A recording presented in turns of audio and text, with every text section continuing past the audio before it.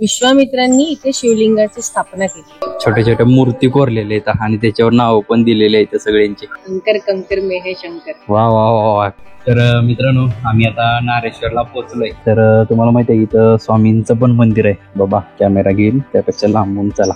रंगवदूत महाराज म्हणजे थोडक्यात माहिती द्यायची झाली तर त्यांचे वडील रत्नागिरीचे होते। रंगवदूत महाराजांना बापजी म्हणून ओळखतात।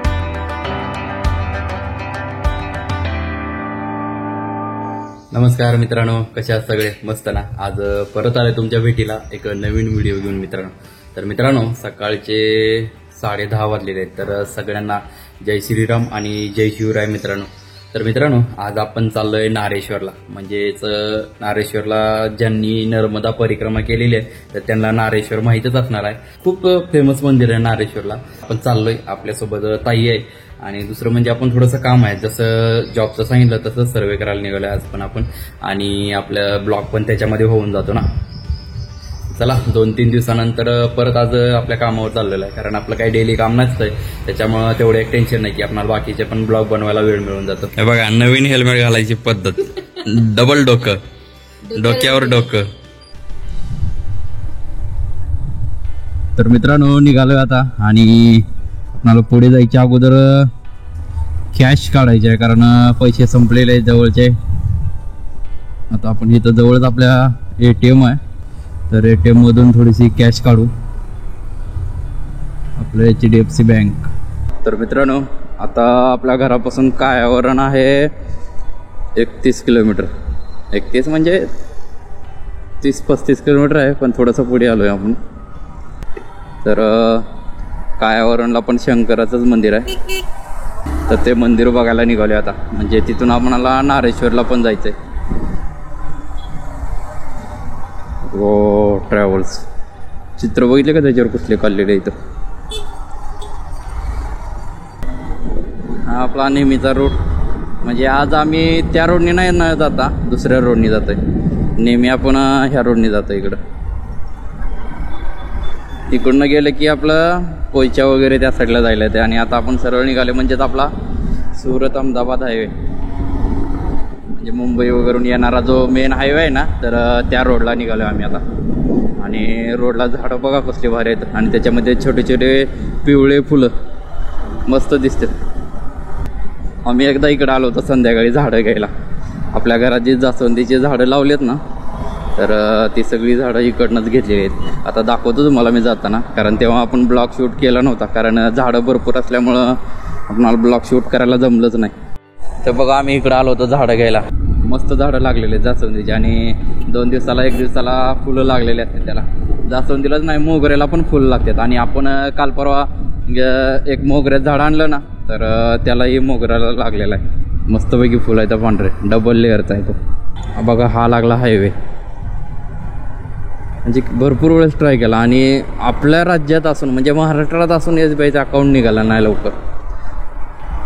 आणि काल इथं SBIचं अकाउंट काढायला गेलो होतो आम्ही, दुसरं पण काम होतं आमचं, तर त्याच्यासाठी पण गेलो होतो। तुम्हाला माहिती आहे, ऑलमोस्ट 2 तासात त्यांनी अकाउंट ओपन करून दिलं माझं। आणि महाराष्ट्रात जवळजवळ 6 वेळेस मी ट्राय केला तरी अकाउंट निघालं नाही माझं। विचार करायची गोष्ट आहे म्हणजे। हो, कुसला बिल पवनचक्कीचा पाता आहे वाटतंय, लांब सोडं काय। सो हे बघा, रोडच्या साईडनं कसले पिंक कलरचे फुलं आणि हिरव्या रंगाची झाड आहेत मध्ये मध्ये, भारी दिसतंय हायवेला। आणि हा हायवे काय माहिती आहे का, आपण घरी येताना तो म्हणजेच मुंबई अहमदाबाद आपण ह्याच हायवेनं येणं जाणं असतं कंटिन्यू आपलं। त्याआधी आपण ज्या डेस्टिनेशनला जायचं आहे आपल्याला, म्हणजे नारेश्वरला, त्याच्या आधी आपण चाललोय कायावरणला अगोदर। तिथं पण शंकराचं खूप मोठं मंदिर आहे, तर ते पण मंदिर बघू आता ब्लॉगमध्ये आजच्या आपल्या। आणि मग आपण जाऊ नारेश्वरला। आम्ही आता हायवे सोडून आतमध्ये आलो आहे, आणि आता इथून दाखवते आपणाला 10 किलोमीटर म्हणजेच 15 मिनिटाच्या अंतरावर मंदिर आहे।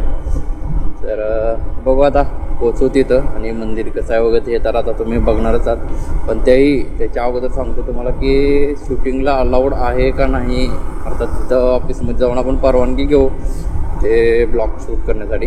बघू आता तिथं। हे बघ 4 व्हीलरवाले, मग आपण एक 3 व्हीलरवाला मस्त कट मारत चाललाय मला।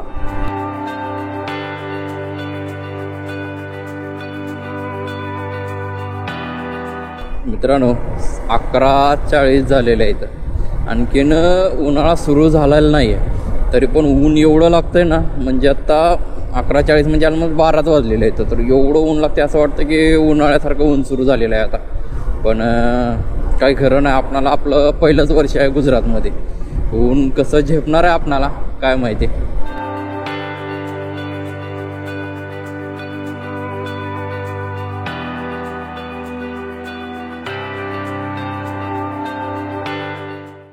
तर मित्रांनो, आपण पोचलोय कायावरणला आणि मंदिर एवढं सुंदर आहे ना की म्हणजे खूप भारी दिसायला एवढं सुंदर मंदिर आहे.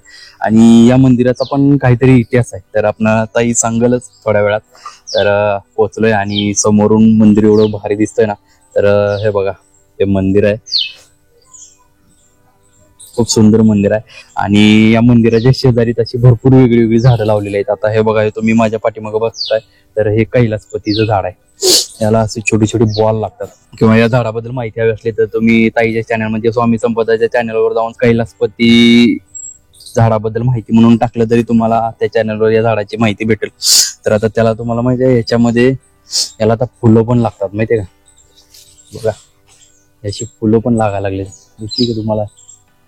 याला आता छोटे छोटे कळ्या पण लागलेल्या आहेत आणि मस्तपैकी मोठा बॉल तयार होतो, चेंडू. आणि मंदिरातून एंट्रन्स झाल्याबरोबर अगदीच हे बघा, अशी वेगवेगळी फुलांची झाडं लावलेली आहेत छोटे छोटे.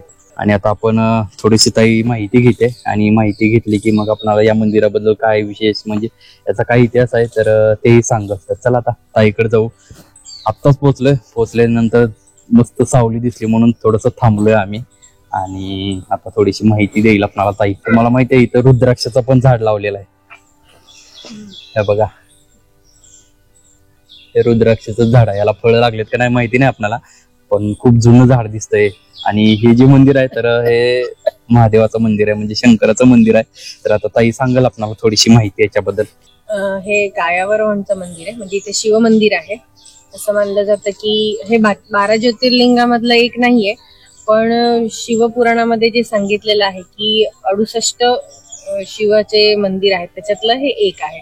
कारण की असं मानलं जातं की लकुलिश नावाचा 28वा म्हणजे शंकराचा 28वा जो जन्म होता, तो त्यांनी लकुलिश नावाने म्हणजे त्यांनी जन्म घेतलेला. आणि विश्वामित्रांनी इथे शिवलिंगाची स्थापना केली, म्हणून ह्याचं जास्ती महत्व. आणि बरीच लोक शिवरात्रीला तर इथे खूपच गर्दी असते, आणि इतर वेळेसही लोक जेव्हा गुजरात फिरायला येतात तेव्हा आवर्जून कायावरणचं हे मंदिर बघायला येतात. आणि इथे विश्वामित्रांनी या शिवलिंगाची स्थापना केली आहे, म्हणजे किती म्हणजे खूप जुनं हे मंदिर आहे. आता त्यांना मंदिराचं खूप छान त्यांनी इथे जोपासलं आहे. बेसिकली गुजरातमध्ये हे एक गोष्ट आहे की मंदिराची जोपासणी जी असते ती खूप छान करतात. आजूबाजूला झाडं पण भरपूर लावलेली आहेत. आता तुम्ही बघितलं, रुद्राक्षाचं झाड आहे, कैलासपतीचं झाड आहे, तसेच त्या साईडला आंब्याचे पण झाड आहेत आणि भरपूर वेगळी वेगळी झाड आहेत. तर आता तुम्ही बघणारच आहात की आपण पूर्ण परिसर जितका होईल तितका कव्हर करता येईल तेवढा कव्हर करू. आणि मग आपल्याला नारेश्वरला पण जायचं ना, तर आता आपण जाऊ मंदिरामध्ये. एक विशेषता बघितली का शरद, की जे मंदिर असेल म्हणजे त्या देवाची जी वृक्ष असतात ती वृक्षाची लागवड आता आपण शंकराच्याच मंदिरामध्ये, जसं शंकराला रुद्राक्ष प्रिय असतो तसंच रुद्राक्षाचं झाड पण लावलंय. आणि दुसरं म्हणजे कैलासपती, तेही शंकराला प्रिय असलेलंच झाड आहे. जसं मगाशी सांगितलं, त्या झाडाबद्दल माहिती तुम्ही स्वामी संपदा चॅनलवर तुम्हाला मिळून जाईल त्या झाडाची माहिती. तर चला आता मंदिरामध्ये जाऊ. हे सगळे एंट्रन्स झाड समोर मंदिराच्या आतमध्ये आल्याच्या नंतर ना सगळे शेवंतीचे झाड आहेत, आणि मला वाटते पाण्याचं बंद झालेलं आहे बघू. आणि हे बघा मंदिर,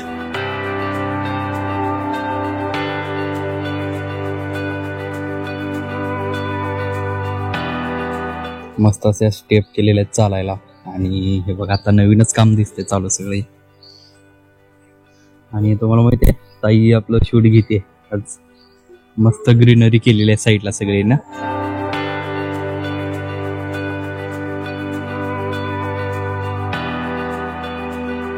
अरे बघा, तुम्ही बघताय मूर्ती विश्वामित्रांनी त्यावेळेस बसवलेली मूर्ती आहे ना.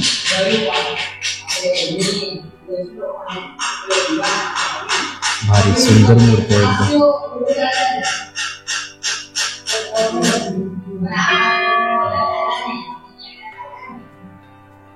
छोट्या छोट्या मूर्ती कोरलेल्या आहेत आणि त्याच्यावर नाव पण दिलेले आहेत सगळ्यांचे.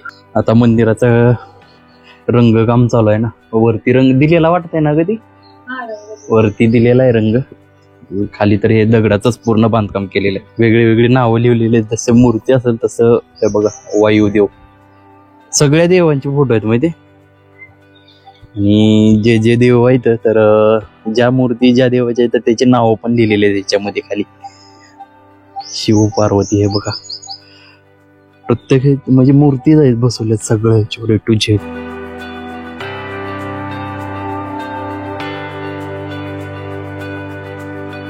सगळं डिझाईन केलेलं कसलं, म्हणजे त्या काळी मंदिर उभारलेलं आहे म्हणजे विचार करा की काय त्याची रचना केलेली आहे. तुम्ही आतमध्ये बघितलेली मूर्ती पण, ते पण त्यावेळेस बसवलेली मूर्ती.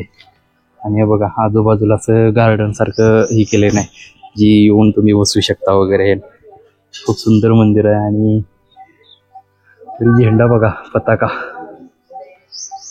खूप मस्त आहे. तर मंदिर तर मला तर खूप आवडलं आणि मला असं वाटतं की तुम्हाला पण मंदिर नक्कीच आवडलं असेल. तसं भरपूर म्हणजे आता एक एक एक एक व्हिडिओ आपल्याला आता तुम्हाला बघायला भेटतील, पण पुढे चालून असे अजून भरपूर व्हिडिओ या चॅनलवर येणार आहेत बघायला. त्यासाठी तुम्ही चॅनलला सबस्क्राईब करा आणि व्हिडिओ जर तुम्हाला आवडत असतील तर व्हिडिओला लाईक पण करा आणि शेअर पण करत चला, जेणेकरून दुसऱ्यांना पण हे व्हिडिओ बघायला भेटतील. ताई बसली आता तिथं, कुणाचा तरी फोन आलेला आहे, सो त्याच्यामुळं बसले. आणि बघा समोर पण असं भरपूर लोक आहेत, इकडे काम चाललेलं आहे त्यांचं. सगळीकडे असं लॉन सारखं गवत केलेलं आहे. आणि हे बघा प्रत्येक मूर्तीचं ह्याच्या खाली नाव दिलेलं आहे. आता बघा ही मूर्ती दिसते तर ह्याच्या खाली हंसावली नाव दिलेलं आहे. परत असीत, विष्णू लक्ष्मीची मूर्ती आहे, सीत आहे सीत, परत ही पुत्रवल्लभा, अशी भरपूर नावं दिलेली आहेत. आणि हे बघा हे आमच्या ताईसाहेब अशा निवांत बसलेल्या आहेत. कसं वाटतंय? छान वाटतंय. शंकराच्या देवळात येऊन तर नेहमीच छान वाटतं मला. सगळ्यात आवडतं देवस्थान आहे ना ताईचं, शंकर. कंकर कंकर में है शंकर. वा वा वा, काय लाईन मारली, कंकर कंकर में है शंकर. मग आता आपण नर्मदा किनारी फिरतोय म्हणल्यावर नर्मदा किनारी तर ही म्हण खूपच म्हणजे सगळेच म्हणतात कंकर कंकर में है शंकर. म्हणजे कुठलाही दगड तुम्ही जरी घेतला तरी ते शंकराचंच प्रतीक आहे. कारण की ते गोटे तुम्ही बघितले असेल नर्मदेचे कसे गोल असतात आणि प्रत्येक दगडामध्ये शंकराचा वास आहे असं मानलं जातं. अशी एवढी पवित्र नर्मदेची हे आहे. तुम्ही जेव्हा कधी गुजरातमध्ये याल तेव्हा नक्की या सगळ्या प्लेसेसला व्हिजिट करा, तुम्हाला पण खूप छान वाटेल. तर आम्ही आता मंदिरातून दर्शन करून चालत चालत थोडस राईट साईडला आलो होतं. तर इथं समोरच श्री कृपा स्वामी भोजनालय तर आहे. त्याला आम्ही चाललोय आता बघायला तिथं कसं सिस्टम आहे इथली. काय वाटतं तुला इथं कसं असेल? इथे निशुल्क भोजनालय आहे आणि मला वाटतं 12:30 पर्यंतच टायमिंग आहे त्यांचं जेवणाचं. बघू ते आपल्याला मिळतंय की नाही भोजन. तर चला बघू आधी. काय बघा हे समोर तुम्ही बघताय ना, हे त्यांचं भोजनालय आहे. राहायची सोय वगैरे सगळी आहे इथं. फक्त याच्या अगोदर तुम्हाला कॉन्टॅक्ट वगैरे करायला लागेल इथं. बघा अशी भोजनालय आहे त्यांचं आणि वरतीच राहायला रूम पण केलेले आहेत. क्रिया योग केलेलं गॅलरी दिसली. भरपूर असे वेगळे क्रिया केलेले आहेत. हे बघा कुठल्या वेगवेगळ्या मुद्रा केलेल्या आहेत. आणि मुद्रा हे आहेत, नवली आहे, बरंच काय काय.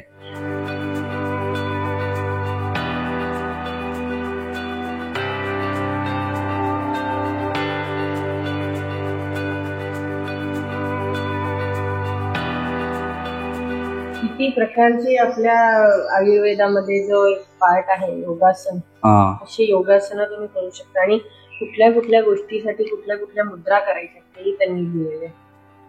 प्रत्येक ह्याच्यावर म्हणजे कुठली मुद्रा आहे, नाव आहे, सगळं कशासाठी आहे ते पण दिलेलं आहे ना. सगळं त्राटक कसं करायचं त्याचं किती सुंदर बघा हे त्राटक साठी केलेलं आहे. दीप त्राटक दिव्याचा समोर बसून त्राटक.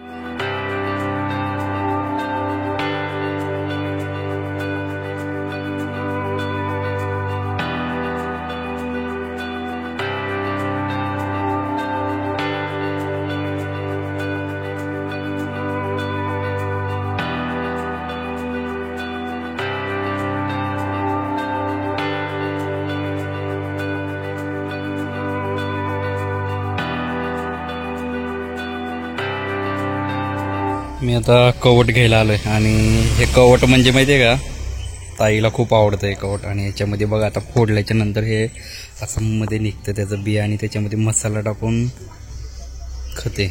खूप मस्त आहे, ताईला आवडतं हे.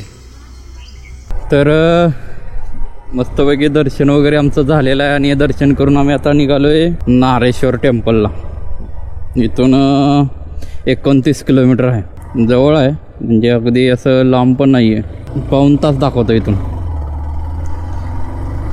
बघू आता किती वेळ लागतो आणि रस्ता कसा आहे. रस्ता जर असा असला तर थोडा हळूहळू जायला लागते आपल्याला. आणि मस्तपैकी ताई आज खुश झाली कवट खाऊ घातल्याबद्दल. अर्धं खाल्लं आहे, अर्धं बाकी आहे अजून.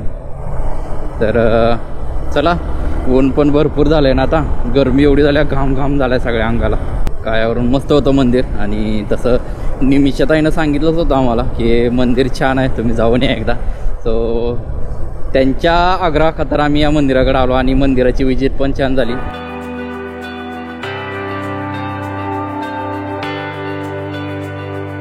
रोड तर एकदम सरळच आहे मित्रांनो, तुम्ही बघताय ना, दोन्ही साईडला मस्त झाड आहेत, बाबळीचेच झाड आहेत, पण सावली आहे.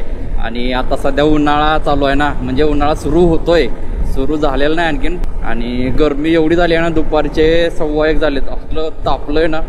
बघा गाई मित्रांनो कसले येतं बघा, वेगवेगळ्या कसलं शिंग बघ ना त्यांचे कसले येतं. देवणी पण आहेत गाईचे, किती प्रकार आहेत बघ ह्याच्यामध्ये. गीर आहे, देवणी आहे, भरपूर वेगळे येतात. किती गाय असतील वर विचार करायचा. 2-4 म्हशी पण येतात, 10-12 म्हशी. म्हशी तर असतातच ना. आम्ही आता कायावरून निघाल्यापासून मंदिरावरून खेडेगावचा रस्ता घेतलेला आहे, म्हणजे गावागावात फिरत चाललोय. आपलं काम पण आहे ना, आणि ते काम करत चाललोय आम्ही. मेन म्हणजे बघा पुढे म्हशी पण बघा, म्हशी बघितले किती आहेत. बापरे, एका म्हशीने जर धक्का दिला आपणाला तर काय करायचं आपण.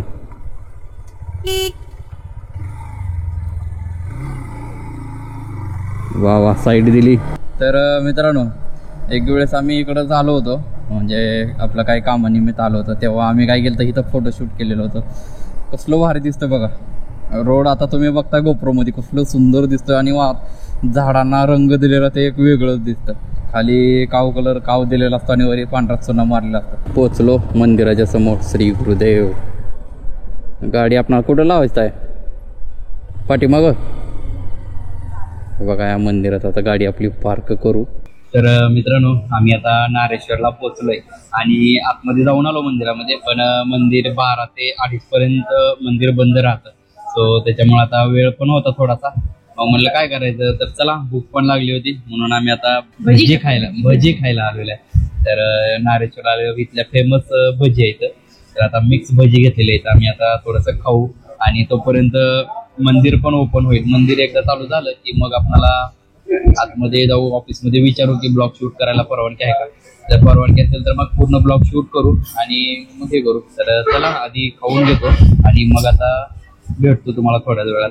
तर मित्रांनो, भजी वगैरे खाऊन झालेत आणि आता निघालोय मंदिरात. टाइम पण झालेला आहे, म्हणजे किती वाजले, 2:45 वाजलेले आहेत. तर हे बघा, हे मंदिराचा प्रवेशद्वार आहे आणि समोरच भरपूर माकड आहेत. उंबर आहे आणि त्याच्यावर असं भरपूर आहे बघा. तुम्ही बघताय माकडं, चिक्कार माकडं आहेत. आणि झाडांची आता पानगळ झाल्यामुळे असे हे दिसतात, नवीन पालवी फुटायला लागल्या झाडांना. आता आम्ही चाललोय मंदिराच्या ऑफिसमध्ये, कारण की तिथं विचारायचं आहे आम्हाला थोडंसं जरा शूटिंग घ्यायला परवानगी आहे का नाही ते. तर चला आधी परवानगी घेऊ आणि मग पुढचा ब्लॉग कंटिन्यू करू आपण. तर आता एंट्रन्स आलोय मंदिरात जायचं, जिथून मंदिरात एंटर होतो. तर तिथं आलेलो आहे आम्ही आता. समोरच असं मोराचा मस्त डिझाईन केलेला आहे. तर चला आधी शूज वगैरे काढू आणि मग आतमध्ये जाऊ. चला आता निघालोय आम्ही मंदिरात. ताईनं गुजरातीमध्ये विचारून परवानगी घेतलेली आहे. आणि हे बघा, हे समोरच आल्यावर असं मंदिर आहे समोर आणि चालण्यासाठी असं मस्त हे केलेलं आहे, गवतासारखं आहे नाही. आणि हे बघा, कडुलिंबाचे झाड आहे इथं. कडुलिंब आहे, बकुळ आहे. आणि इकडे कुठलं मंदिर आहे, पारायण करण्यासाठी. अच्छा, हे पारायणासाठी बनवलेलं आहे म्हणून. हे समोरच जे मेन मंदिर आहे. तर आता एंटर झाल्याच्या नंतर आपण अगोदर मंदिरात न जाता मंदिराच्या आजूबाजूचा परिसर बघू दे. तर मंदिराच्या समोरच आल्यानंतर उंबराचं झाड आहे आणि तिथंच मस्त असं दगडाचं बनवलेलं आहे. तिथं काहीतरी नवीन नवीन केलेलं आहे आणि याच्यामध्ये पाणी वगैरे सोडलेलं आहे, पण आता पाणी दिसत नाही याच्यामध्ये. मग साफसफाई वगैरे करायला आहे बघा. ही चिमुकली छोटीशी साफसफाई करते.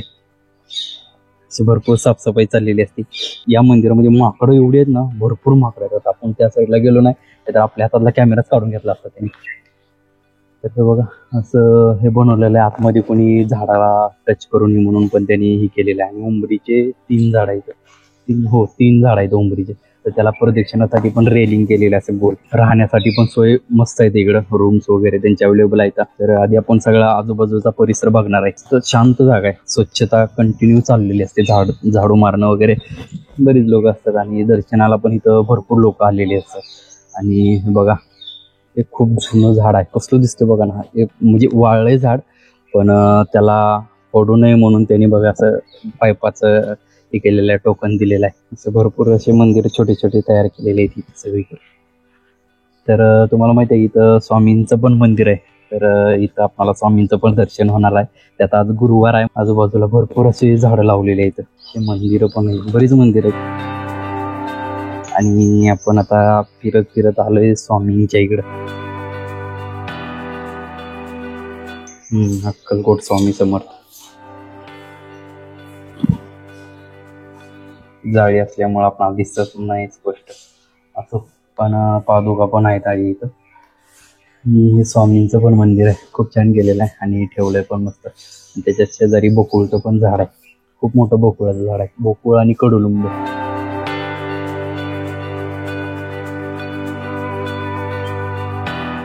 खूप शांत मंदिर आहे. म्हणजे असं तुम्ही बघताय ना, म्हणजे असं गजबजत नाही, म्हणजे बिलकुल कालवा नाही किंवा माणसावाचा कालवा नाही, काय नाही. शांततेत बसायचं. आता इथं फोटो काढणे वगैरे अलाउड नाहीये, पण आम्ही ऑफिसमध्ये परवानगी घेतलेली आहे की आमच्या युट्यूब चॅनलसाठी व्हिडिओज करायचे. त्याच्यासाठी मग परवानगी घेऊन आम्ही मग ब्लॉग शूट करायला सुरुवात केली. नाही तर तोपर्यंत शूटिंग बंद केलं होतं, आपण चालूच केलं नव्हतं. ऑफिसमध्ये गेलो आणि मग परवानगी घेऊन मग ब्लॉग शूट करायला सुरुवात केलेली आपण. आणि मला वाटतं हे खूप जुनं बकुळाचं झाड आहे बघा ना. कसलं मोठं दिसतं आणि पसरलंय. भरपूर सावली आहे याच्यामध्ये.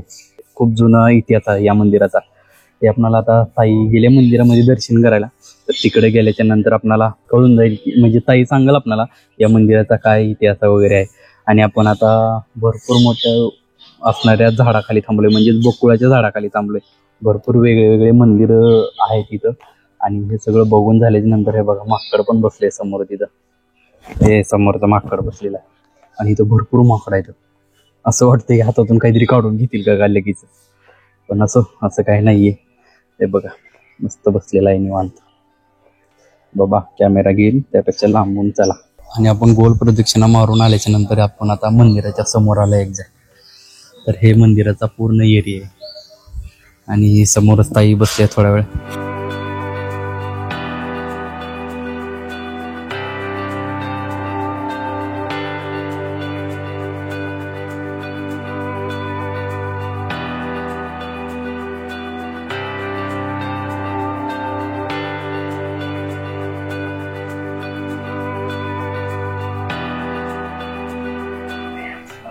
माकड गुलाबाची फुलं खाते.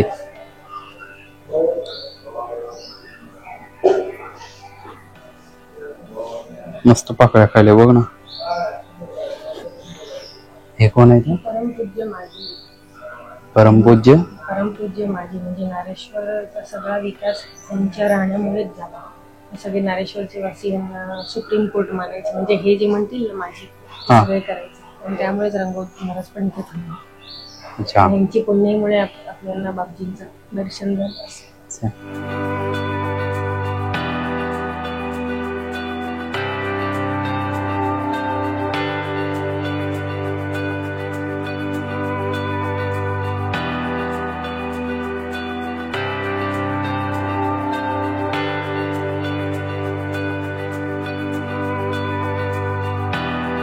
आम्ही आता पारायण करण्यासाठी जे मंदिर बांधलं होतं तर तिथं आता आतमध्ये आपल्याला काही जास्ती बोलता आलं नाही, पण आता ताई आपल्याला सांगणार आहे थोडक्यात की या मंदिराचा काय इतिहास आहे, म्हणजे हे मंदिर कसं निर्माण झालं किंवा काय ते ताई सांगाल आपल्याला आता. या नारेश्वरचं महत्त्व असं आहे की इथे रंगवदूत महाराजांचं स्थान आहे. रंगवदूत महाराज म्हणजे थोडक्यात माहिती द्यायची झाली तर त्यांचे वडील रत्नागिरीचे होते आणि रंगवदूत महाराजांचं मूळ नाव पांडुरंग वळामे, पण त्यांचा जन्म गुजरातमध्येच झालेला, कारण की त्यांची आई जी होती तिचं माहेर गोध्र्याला होतं आणि त्यांचे वडील पण गोध्र्यामध्ये जे पांडुरंगाचं मंदिर आहे त्याचे पुजारी म्हणून कार्यरत होते तेव्हा. आणि पुढे त्यांचा रंगवदूत महाराजांचा जन्म झाला, त्यांनी शिक्षण घेतलं आणि असं म्हणतात की स्वातंत्र्य सैनिक पण ते होते. पण त्यानंतर त्यांनी नरसोबाच्या वाडीला जाऊन वासुदेवानंद सरस्वती महाराज म्हणजे ज्यांना आपण टेंबे स्वामी म्हणून ओळखतो त्यांच्याकडून त्यांनी गुरुदीक्षा घेतली आणि दीक्षा घेतल्यानंतर ते पुन्हा नर्मदा किनारी त्यांचं वास्तव्य राहणं सुरू केलं. आणि त्यानंतर जशी अशी लोक जुळत गेली, त्यांना जास्ती त्यांची प्रचिती येत गेली, तसं तसं लोक त्यांना बापजी म्हणून म्हणायला लागले आणि त्याची अशी प्रचिती वाढत गेली. आणि मग इथे नारेश्वरमध्ये जे परमपूज्य माजी होत्या त्यांचं वर्चस्व होतं. वर्चस्व म्हणजे की सगळे भक्त त्यांचे ऐकायचे की माजी जे म्हणतील तेच, म्हणजे जसं सुप्रीम कोर्टाचा निर्णय आला की तो आपल्यासाठी फायनल असतो तसं माजींचं इथे वास्तव्य होतं आणि ते ज्या म्हणायच्या तसं भक्त लोक करायचे. आणि मग माजींच्यामुळेच रंगवदूत महाराजांनी पण इथे वास्तव्य ठेवलं, इथेच राहिले आणि मग पुढे जाऊन त्यांनी इथेच त्यांचा देह सोडला. मला वाटतं 1900 म्हणजे 1968 म्हणजे 1968 ह्या वर्षी त्यांनी त्यांचा देह इथे सोडला आणि त्यांचं इथं मंदिर बांधलं गेलं. आणि माजींचंच ते कार्य होतं की ज्यांनी जास्ती त्यांना महत्व देऊन लोकांनाही त्यांचा प्रचार केला आणि ते इथे राहिले. असे म्हणतात की त्यांना रंगवदूत महाराजांना इथं येण्याचं कारण पण माजीच होते.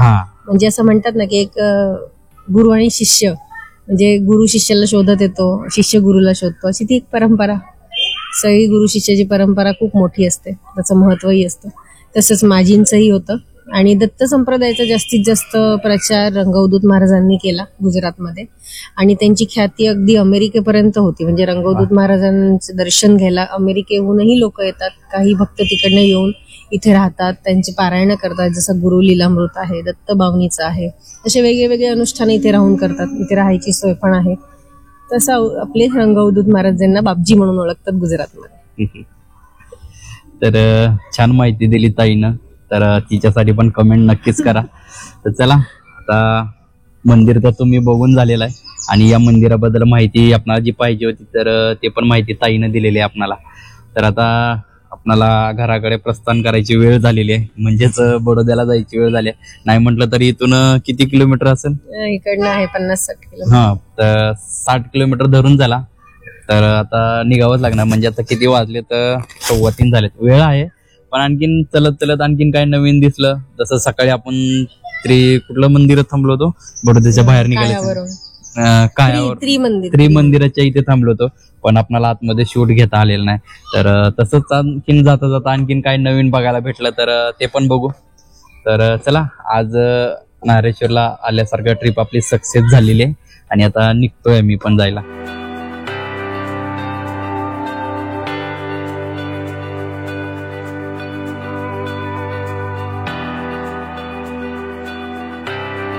तर मित्रांनो, आता मी निघालोय नारेश्वरहून.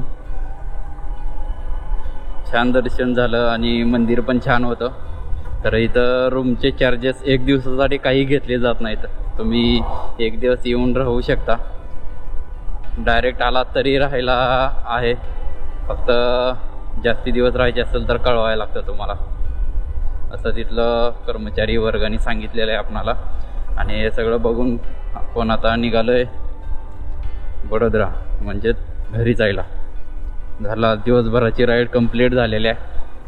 इकडं सगळी रेतीचे कामं दिसतात आणि जास्ती नदी जवळ आहे ना, म्हणजे आता नारेश्वरच्या मंदिराच्या पाठीमागं तर नदीच आहे ना, नर्मदा मैया. आणि आता इथून आपलं घर 55 किलोमीटर आहे. हो, इथं बोर्ड पण आहे 55 किलोमीटरचा. तर त्याच्यामधलं 5 काढून टाकलेलं आहे ना, 5च ठेवलेलं आहे. तर असं आहे. आणि चला, हा आपला मगाशी आलेलाच रोड आहे, फक्त आपण कायावरून आलो होतो, आता डायरेक्ट हायवेने जाणार आहे. ते खाली काव लावलेला आहे झाडाच्या बुंदेला आणि वरी चुना मारलेला आहे. आणि समोर बघा कसलं दिसतंय भारी. आणि दोन्हीच्या मध्ये रस्ते, जसं आपण हे मागच्या एका ब्लॉगमध्ये सांगितलं कॅनलच्या साईडचा रोड होता, तर तसंच फक्त इकडं कॅनल आहे साईडला, इकडं पाणी दिसत नाही. पण एवढा भारीच रोड ना, झाडांमुळं या रोडला आणखीनच वेगळी शोभा आलेली आहे. असलं भारी वाटतं, एवढं गार वातावरण झालं ना याच्यात, मस्त वातावरण झालेलं आहे. म्हणजे एकदम जशी उन्हातून बर्फ फ्रीजमध्ये ठेवल्यासारखं फील येतं याच्यात, माहिती आहे का? गार एकदम, म्हणजे झाडांची सावली एवढी गार झाली ना, भारी वाटतं. आणि आता 4 वाजलेले आहेत आणि 4 वाजता आम्ही नारेश्वरहून निघालो. म्हणजेच 4 वाजता निघाले, 4:15 वाजलेत, 15 मिनिट झालं. तर मित्रांनो, मी आता आपल्या वासना रोडला पोचलोय, म्हणजे आपल्या घराच्या जवळ. तर जाता जाता थोडंसं सामान पण घेऊन जाऊ घरी लागणार, म्हणजे परत यायचं गरज नाही पडणार आपल्याला. त्यामुळं आता सामान घेऊन जाऊ. तर मित्रांनो, आम्ही आता व्यवस्थित पोहोचलोय घरी. आता वाजलेत, किती वाजले? 5:30 वाजलेले आहेत. आणि किती 4 वाजता निघालो होतो आम्ही तिथून, म्हणजे नारेश्वरहून 4 वाजता निघालो होतो. 1 तासात तर आपल्या घरी पोहोचून गेलो. म्हणजे व्यवस्थित राईड झाली. आजचा दिवस मस्त घालवला. आणि कायावरूनचं तुम्ही बघितलाच व्हिडिओ, पण तसंच कंटिन्यू केला पुढे, तर नारेश्वरचा पण मस्त व्हिडिओ झालेला आणि त्याची माहिती पण आपल्याला ताईनं खूप सुंदर दिलेली आहे. तर आजचा व्हिडिओ पण आपला इथेच थांबवतोय. भेटू पुढच्या व्हिडिओमध्ये. तोपर्यंत या व्हिडिओला लाईक करा, शेअर करा आणि कमेंट करून सांगा की आजचा ब्लॉग तुम्हाला कसा वाटला. तर चला भेटू पुढच्या व्हिडिओमध्ये. तोपर्यंत बाय बाय.